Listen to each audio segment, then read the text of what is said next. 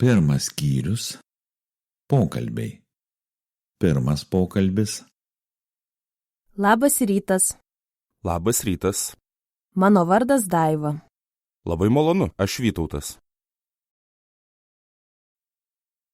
Antras pokalbis. Labą dieną. Labą dieną. Ar jūs esate Rasa Kuodytė? Taip. O jūs esate Tomas, studentas iš Niujorko? Taip, dabar studijuoju Vilniuje. Puiku. Aš taip pat studijuoju Vilniuje. Trečias pokalbis. Labą dieną. Labą dieną. Ar yra ponas Pakšys? Taip, kaip jūsų vardas ir pavardė? Aš esu Jonas Degutis. Iš banko? Taip, Prašom. ačiū. Ketvirtas pokalbis. Labą dieną. Aš esu jūsų dėstytoja. Mano vardas Ieva. Labai malonu. Aš esu Ana iš Lenkijos. O koks jūsų vardas? Mano vardas Danielius. Aš esu iš Austrijos, iš Vienos. O čia Marta. Labai malonu. Aš esu iš Latvijos, iš Rygos.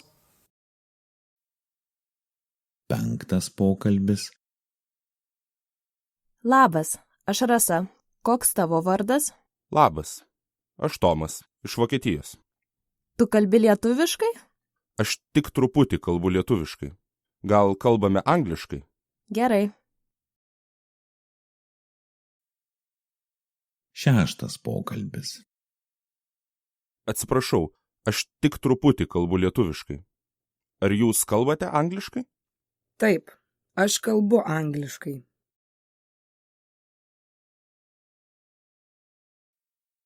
Septintas pokalbis. Labas vakaras. Ar yra Šarūnas? Labas vakaras. Ne, dabar nėra. Jis Kaune. Ačiū. Labanakt. Nėra už ką. Labanakt. Aštuntas pokalbis. Muziejus? Labą dieną. Labą dieną. Čia Vytautas Radaitis, iš ministerijos. Atsiprašau, ar yra ponas Kuodys? Ne, direktorius dabar Vokietijoje. Ačiū. Sudie. Nėra už ką. Sudie. Devintas pokalbis. Labą dieną. Atsiprašau, ar čia konferencijos registracija?